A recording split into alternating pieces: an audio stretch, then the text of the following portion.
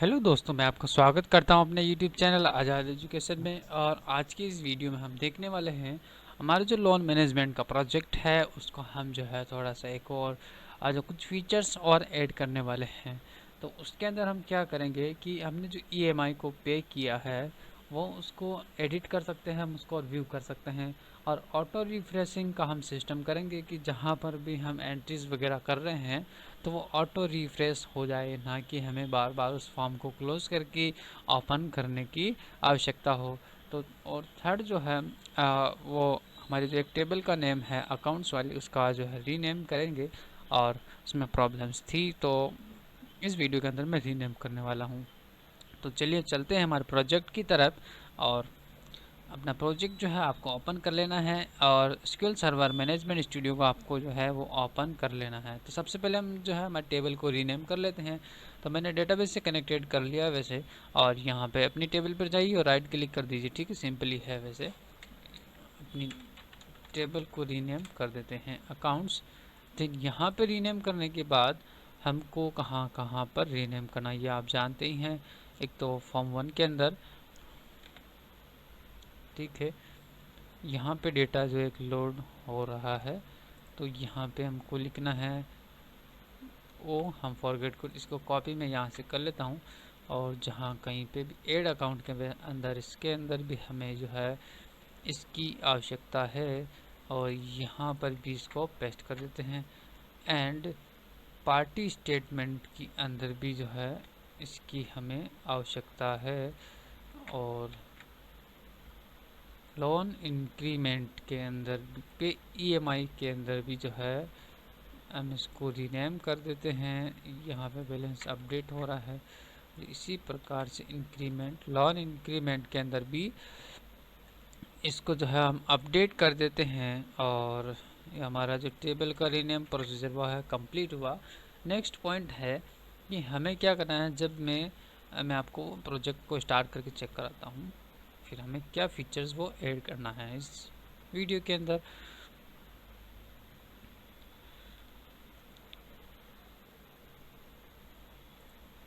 जैसे ऑफिस नाम की मेरी पार्टी है, इस पर मैं डबल क्लिक करता हूँ। देन जब मैं इस ईएमआई को मान लीजिए मुझे एडिट करना है, यहाँ पे 10,000 की जगह मुझे 5,000 रुपये इसकी एंट्री में करना है, तो फिर क्या करेंगे। ठीक है, तो इसको डबल क्लिक करने के बाद हमें कहाँ जाना चाहिए, वापस से फॉर्म ओपन होगा ईएमआई पे वाला। और यहाँ पे हम सेव की जगह इसको करेंगे एडिट, अपडेट कुछ भी कर सकते हैं। ठीक है, यहाँ पे हमको डेटा ऑलरेडी यहाँ से लोड हो जाएगा और यहाँ पे हमको एडिट करना है, इसके बटन प्रेस कर दें। अभी ऑटो रिफ्रेशिंग भी करेंगे तो सबसे पहले हम रिव्यू एंड एडिट का वर्क कर लेते हैं। जैसे मैं इस पर डबल क्लिक करूँ तो मैं इसकी आईडी जो वहाँ पे लोड हो जाएगी, एक तो हो जाएगी अकाउंट आईडी एंड नाउ ये इसकी आईडी हो जाएगी। ठीक है, दोनों से हम जो इसको एडिटिंग की प्रोसीजर करेंगे। तो अभी इसको सबको हम क्लोज कर देते हैं। हमारी दो फॉर्म्स का ही यहाँ पे जो है वर्क करने वाले हैं। तो फर्स्ट हम पे ईएमआई एंड पार्टी स्टेटमेंट, ठीक है। बाकी सबको हम जो है वो यहाँ से क्लोज कर देते हैं। ठीक है, यहाँ से मैं डेटा ग्रिड की रॉ पर डबल क्लिक करूँगा और देन यहाँ से कॉपी होगा, जिस प्रकार से हम जो है फॉर्म होम के अंदर कर रहे हैं। तो होम के अंदर हम फॉर्म 1 है, इसके अंदर में प्रोसीजर आपको डबल क्लिक वाला आप जानते ही हैं, वैसे में इसके अंदर हमने किया हुआ है। तो यहाँ से इसको कॉपी करना सिंपली इस पूरे कोड को। देन यहाँ पे चलते पार्टी से इसको सेलेक्ट करते हैं, हमारा डेटा ग्रिड F4 प्रेस करते हैं और इवेंट इसके लिए जनरेट करते हैं। सेल कंटेंट क्लिक का नहीं करके हम डबल क्लिक का इस पर करते हैं। ठीक है, डबल क्लिक का करते हैं, देन कोड को पेस्ट कर लेते हैं। अब यहाँ पे पार्टी स्टेटमेंट की जगह हमें यहाँ करना, कौन सा फॉर्म हमें ओपन करना है, तो पे ईएमआई। ओके, यहाँ पे डेटा ग्रिड व्यू का नाम है हमारा डीजीवी, सर्च करते हैं ईएमआई डीजीवी, इसको कॉपी करते हैं और यहाँ पर भी आप जो है पेस्ट कर दीजिए। एक तो हमने जो है आईडी को ले लिया है, देन उसकी अकाउंट आईडी भी हमें यहाँ पर उसकी लेना है। तो एक तो आईडी होगी और उसकी टेबल का नाम क्या है। वैसे देखिए यहाँ पर भी रिफ्रेश हो चुका है। टेबल का नाम वैसे फर्स्ट सेकंड कॉलम का नाम है अकाउंट आईडी के लिए ACC_ID। तो यहाँ पे जो है ठीक है, ये हो गई हमारी अकाउंट आईडी, देन वो हो गई हमारी ईएमआई आईडी। तो एक इसको तो दे दे हैं अकाउंट आईडी के साथ। वैसे अकाउंट आईडी जो ऑलरेडी वहाँ से फिल आउट है, कहाँ से आप जानते ही हैं, क्योंकि फॉर्म 1 से हम पार्टी, जिस पार्टी का हम स्टेटमेंट देख रहे हैं, क्योंकि वहाँ ऑलरेडी अकाउंट आईडी फिलअप है, तो यहाँ पे हम करते हैं वैसे नॉर्मली आईडी। ठीक है, यहाँ पे चलते हैं हम, आईडी हमने इसके अंदर स्टोर के लिए यहाँ पे हमें एक जो है डेटा गेट सेट का ऑब्जेक्ट क्रिएट करना पड़ेगा। तो यहाँ पे चलते हैं हमारे डेटा नाम की फाइल के अंदर। अब 7 यहाँ पे आते हैं ईएमआई आईडी। ठीक है, हमने यहाँ पे ऑलरेडी जो है स्ट्रिंग को टाइप किया हुआ है, तो इसको अभी कॉपी एंड पेस्ट करना है। एंड यहाँ पे अकाउंट आईडी की जगह यहाँ पे टाइप करते हैं ईएमआई आईडी। ठीक है, ओके। सो नाउ इसको कॉपी करते हैं एंड पेस्ट। अब सेव कर लेती है। चलते हैं इधर पार्टी स्टेटमेंट की तरफ। यहाँ से अब इसको कॉपी, यहाँ पे हमें ईएमआई आईडी इसको देनी है, तो ईएमआई आईडी भी हमने इसको दे दिया। अब यहाँ पे चलते हैं, जब भी ईएमआई का जो पे ईएमआई का फॉर्म ओपन होगा, लोड होगा, तो इसके अंदर ये चेक करेगा कि ईएमआई आईडी जो है डेटा ऑब्जेक्ट के अंदर, ईएमआई ऑब्जेक्ट के अंदर कोई आईडी है, तो इसको क्या करना, डेटा को लोड करना इस फॉर्म के अंदर। तो उसका कोड मैंने पहले ही आपको बताया हुआ, सब कुछ मैंने ऑलरेडी टाइप किया हुआ है, बस हमें क्या करना है, इसका वर्क करना। तो सबसे पहले हम डेटा को लोड करेंगे। ठीक है, देन सेव एडिट करना, कुछ भी करना तो हम कर सकते हैं। तो यहाँ से व्यू डेटा नाम का मैं एक फंक्शन मैं आपको अंडरस्टैंड करवा देता हूँ, पेस्ट कर दिया पे ईएमआई फॉर्म के अंदर। ठीक है, बाकी ऑलरेडी हम सारे क्लोज कर देते हैं ताकि आप इजीली व्यू कर सके। एंड व्यू डेटा नाम का हमने एक फंक्शन क्रिएट किया एंड एसक्यूएल की क्वेरी टाइप की एंड एसक्यूएल कनेक्शन को रन किया और एसक्यूएल कमांड, ये सब आप जानते हैं कहाँ से आ रहे हैं, क्योंकि आप शुरू से इस वीडियो को जो हमारे प्रोजेक्ट को देखते हुए आ रहे हैं। एसक्यूएल का डेटा में रीड करना, क्योंकि हमें डेटा को लोड करना है। तो txt अमाउंट, यहाँ पे अमाउंट के अंदर जो है अमाउंट दे देते हैं txt लोन अमाउंट। एक तो हो गया कि हमारा इंटरेस्ट अमाउंट हो जाएगा, एक जो हो जाएगा टोटल अमाउंट। टोटल अमाउंट वैसे ऑटोमेटिकली जनरेट होगा। देन यहाँ पे होगा हमारा प्रिंसिपल अमाउंट। तो यहाँ पे इसको टेबल के कॉलम्स ने हमें यहाँ पे चेक करने पड़ेंगे। तो यहाँ पे हो गया हमारा प्रिंसिपल अमाउंट, यहाँ पे हो गया हमारा txt इंटरेस्ट अमाउंट, ये हमारा हो गया इंटरेस्ट अमाउंट। और लोन रिसीव्ड, किस टाइप में लोन रिसीव्ड हुआ, ये सब कुछ ईएमआई का काम कर रहे हैं ना। तो लोन रिसीव्ड में यहाँ पे हो गया पे टाइप, वैसे हमारा जो है वो है पे टाइप। ठीक है, और किस तारीख का हमने काम किया है वो यहाँ पे तो यहाँ पे डेट आ रही है, पे टाइप ये आ चुका है। एंड इंटरेस्ट यहाँ पे लिखना है हमें, इंटरेस्ट है अमाउंट। ठीक है, ओके गुड। देन डेटा को रीड करने के बाद हम रीडर को क्लोज करना है, रीडर को डिस्पोज करना है, कनेक्शन को क्लोज करना है। कोई प्रॉब्लम आती है तो कैच कर रहे हैं वैसे हम ऑलरेडी। ओके, अब यहाँ पे चेक करना है कि इफ़ मैं data object get set object के अंदर और ईएमआई आईडी जो है वो एम्प्टी नहीं है, तो ये समझ जाएगा, मतलब यहाँ पे जो पार्टी व्यू करना चाह रहे हैं, हम किसी पार्टी का जो है ईएमआई आईडी को जो है व्यू कर रहे हैं, तो कौन से फॉर्म को इसको चलाना है, फंक्शन को चलाना है, व्यू डेटा नाम के इसको फंक्शन को चलाना है। ठीक है, अब क्या करना है, यहाँ व्यू डेटा कर रहा है तो यूजर यहीं कहीं जो है अपडेट भी कर सकता है। ठीक है, इसके लिए क्या करते हैं, हम यहाँ पे सारा हम डेटा लोड कर लिया है, तो क्या करते हैं कि यहाँ पे जो हमारा बटन है उसका क्या नाम है, btn save डॉट टेक्स्ट, इसका टेक्स्ट जो हम वो चेंज कर देते हैं, यहाँ से कर देते हैं अपडेट, ताकि ऐसा लगे यूजर्स को कि हम अपडेट का बटन जो है वर्क करने वाला। ठीक है, अब इस बटन पे भी हमें कुछ कोड करना इसी प्रकार का। ठीक है, तो अपडेट, इसको कोड को कॉपी कर लेते हैं और अपडेट बटन पर चलते हैं। यहाँ पे btn save बटन है। अब एल्स वाले पार्ट क्रिएट करते हैं, यदि वो व्यू आईडी एम्प्टी है तब तो इस डेटा को, मतलब ये नया डेटा हम फिल आउट कर रहे हैं, नहीं है तो ये डेटा को अपडेट करेगा। अब यहाँ पे अपडेट वाला कोड हमें यहाँ पे चलाना है। ठीक है, हमने यहाँ पे डेटा को व्यू तो कर लिया, सारे टेक्स्ट बॉक्स के अंदर हम डेटा को फिल आउट कर दिया है। अब उसको करना डेटाबेस की तरफ अपडेट का काम। तो यहाँ पे एडिट डेटा नाम का एक जो है फंक्शन, उसको मैं कॉपी करता हूँ और इसी व्यू डेटा, आप ये कोड जो है वो टाइप कर लीजिए। ठीक है, मैंने आपको अंडरस्टैंडिंग करवा दिया और इसी के मैं यहाँ पे पेस्ट कर देता हूँ। ये भी सिंपल है, एसक्यूएल कनेक्शन क्रिएट करना, कनेक्शन ओपन करना है, एसक्यूएल की कमांड यहाँ पे टाइप। अब मैंने यहाँ पे पैरामीटर्स का यूज़ नहीं किया, डायरेक्टली मैंने यहाँ पे फिल आउट कर दिया है। तो लोन पे टाइप, तो यहाँ पे दे देते हैं पे टाइप। हम चेंज करना चाहे, मान लीजिए हम फॉरगेट कर चुके थे, उसने हमें ऑनलाइन ट्रांजेक्शन किया था और हमने कैश में एंट्री कर दी, तो इसके लिए हम ये एडिटिंग का जहाँ ऑप्शन वो क्रिएट कर रहे हैं। तो principal amount and then TXT interest amount and total, ये जो टोटल फिर से हमने एडिटिंग की तो है, और डेट यहाँ से ले लेगा, और वेयर जहाँ EMI ID and account ID वह यहाँ पे जाके अपडेटेड कर देगा। ये हमने कमांड टाइप किया, एंड इस कमांड को आपको पता है क्वेरी चाहिए होती, अब हम चाहते तो इसको एक वेरिएबल बना के भी हम कर सकते, तो मैंने इस टाइप से किया, आपकी इच्छा तो वेरिएबल बनाकर कर लीजिए। और कमांड को एग्जीक्यूट किया, देन कनेक्शन को क्लोज कर दिया, और EMI updated successfully loan account. ठीक है, अब इस एडिट डेटा को कॉपी करते हैं और यहाँ पे चलते हैं हमारे बटन के, वहाँ पे हम जो है EMI ID यदि MPT नहीं है तो ये समझ जाएगा कि हमें डेटा को जो अपडेट करना, एक ही बटन से हम सारा सब कुछ वर्क कर रहे हैं।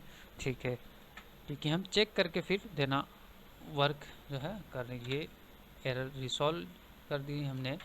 अब जो हमारे फंक्शन को एक बार जो है चेक कर लेते हैं कि एडिटिंग डेटा जो है हम कर पा रहे हैं या नहीं कर पा रहे हैं। ठीक है, मैंने प्रोजेक्ट को एग्जीक्यूट किया, देन ऑफिस पर डबल क्लिक कर दिया। अब मैं यहाँ पे कैश की जगह मैं जो है ऑनलाइन करना चाहता हूँ, तो देखिए डेटा जो लोड हो चुका सक्सेसफुली। मैं कैश की जगह ऑनलाइन, देन यहाँ पे update button and save. Update button पर क्लिक किया तो यहाँ पे एक एरर जनरेट करता है, कहता है कन्वर्जेशन फेल्ड व्हेन डेट और टाइम के लिए ये कह रहा। तो सिंपली परेशान नहीं होना है, और हमको यहाँ पे डेट और टाइम को कन्वर्ट करना है, कन्वर्ट टू डेट। ठीक है, ओके, तो यहाँ पे कन्वर्ट का हमने इसका ये फंक्शन टाइप कर दिया। ठीक है, और कुछ भी नहीं करना, फिर से प्रोग्राम को स्टार्ट करते हैं। डबल क्लिक करते हैं और इस पर भी डबल क्लिक करते हैं, तो एडिटिंग मोड के अंदर हम आ चुके हैं। देन मैं कैश की जगह ऑनलाइन करता हूँ, अपडेट बटन पर क्लिक करता हूँ, फिर से एरर जनरेट करता है। तो conversion failed when converting date and और time from the correct string के फॉर्मेट में ये है, तो टू डेट एंड टाइम। तो चलते हैं इधर क्या प्रोसीजर है, EMI डिज़ाइन प्रोसीजर चेक करते हैं। वैसे को स्ट्रिंग फॉर्मेट में या डेट फॉर्मेट में यहाँ पे किया हुआ, डेट में है, ओनली उसे चाहिए डेट, तो हम इसे क्या प्रोवाइड कर रहे हैं वो चेक करते हैं, टू डेट टाइम। इसे ऊपर हम जो इंसर्ट की क्वेरी है वहाँ पे भी to date time, DTMI text and, तो डेट में क्या प्रॉब्लम है यहाँ पे, DTMI do text now is okay and okay. एक चीज़ और कर देते हैं, यहाँ पे ट्राई एंड कैच का हम फॉर्मूला यहाँ पे यूज कर लेते हैं। ठीक है, बार बार हमारा जो प्रोजेक्ट है वो शट डाउन हो जाता है, तो एक्सेप्ट सेक्शन में स्टोर कर लेते हैं and message box dot show.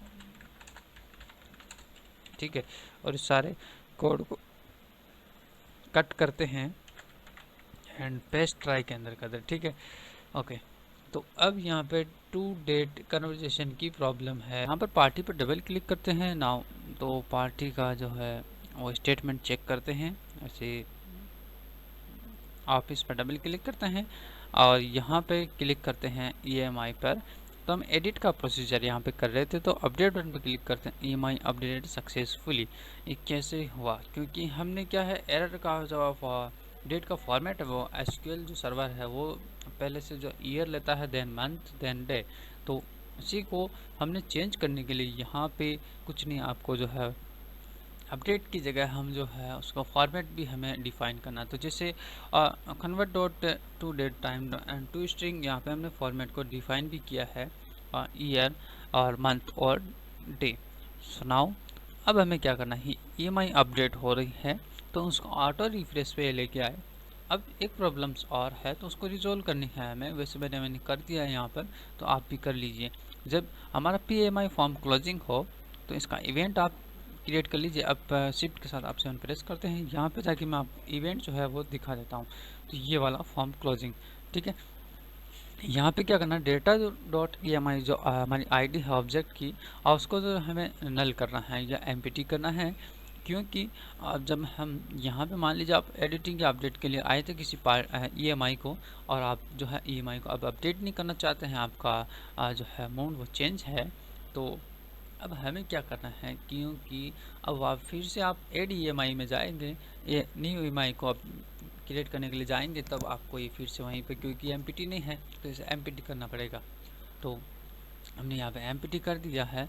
अब क्या करना है कि ऑटो रिफ्रेशिंग के लिए ये कोड जो आपको पूरी यूट्यूब के ऊपर आपको कहीं पे भी ये कोड मुझे मिल जाए तो मुझे बता देना, किसी भी यूजर्स के पास, कि एमडीआई पेरेंट फॉर्म को है, जो अभी आप एक जो दूसरे फॉर्म को कोड को रन करने के लिए आपने ये देखा होगा, लेकिन ये वाला कोड आपको कहीं पर भी मिल जाए तो आप मुझे कमेंट करके ज़रूर बताइए यूट्यूब के ऊपर। और टाइप करते हैं, ये अपना खुद का लिखा हुआ प्रोग्राम है, तो यहाँ पे लिखते हैं हम पार्टी स्टेटमेंट, क्योंकि उसका जो है एक वेरिएबल हमें क्रिएट करना है। ठीक है,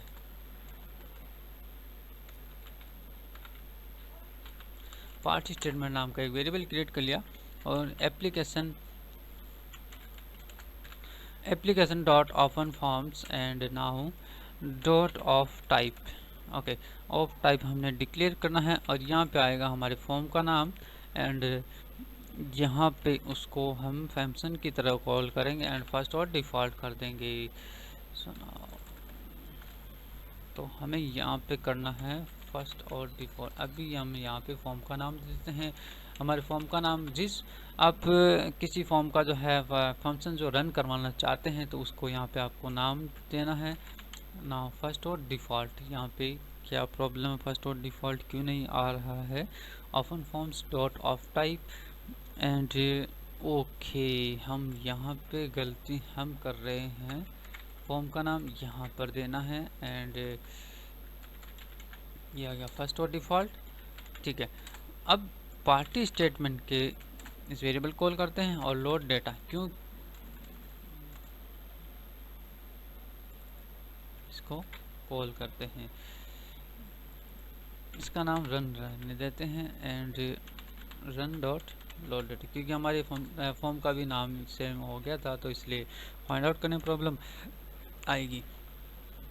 अब क्या करना है, इसको सेव करना। ये लोड डेटा यहाँ पर कैसे कॉल हो, क्योंकि हमने पार्टी स्टेटमेंट के अंदर जो है लोड डेटा नाम के फंक्शन को हमने जो पब्लिक किया हुआ था मेथड, उसका जो यहाँ पे आपको पब्लिकली कन्वर्ट करना है, ताकि आप दूसरे फॉर्म में इसको कॉल कर सकें। अब पहले एक फंक्शन ऐसा था कि ऑब्जेक्ट को कॉल करके फिर से कॉल किया जाए, तो वैसे आपका जो फंक्शन रन नहीं करेगा। कैसे करते थे वो भी मैं आपको चेक करा देता हूँ, एंड ऐसे करते थे, पहले फॉर्म का नाम लिख देते, फिर उसका एक ऑब्जेक्ट क्रिएट करते थे।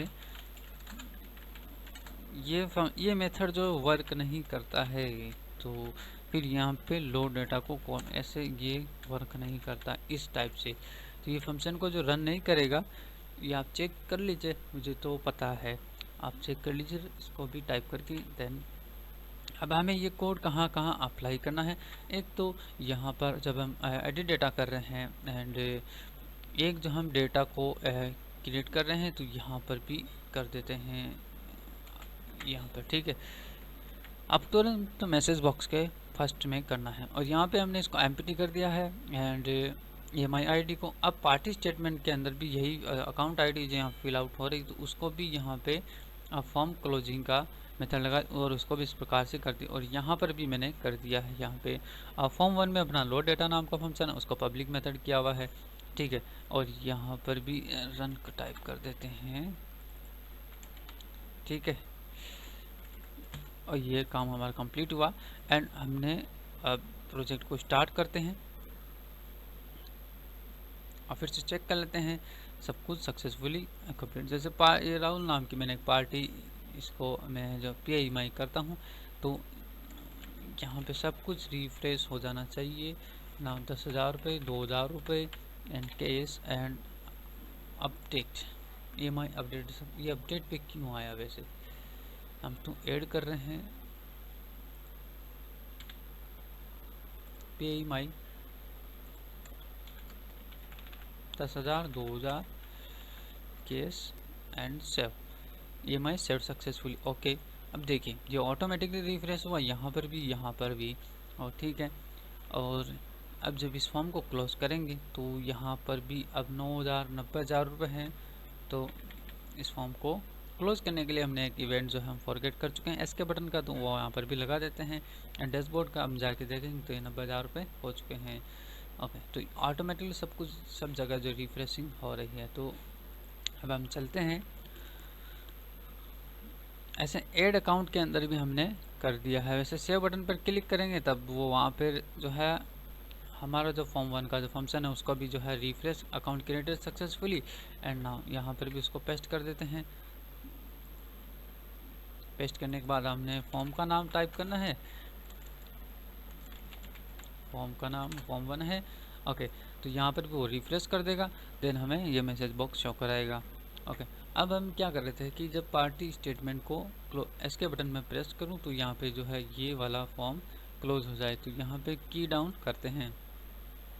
सबसे पहले चेक कर लीजिए आप, पहले तो टाइप कर लेते हैं एंड ई डॉट की code is equal two keys dot escape. Escape button press होता है तो इस फॉर्म को आपको क्लोज करना है, ठीक है। देन अब यहाँ पे चेक कर लेते हैं कि फॉर्म में की प्रीव्यू ऑन होना चाहिए, तभी ये की जो है वर्क करेंगी।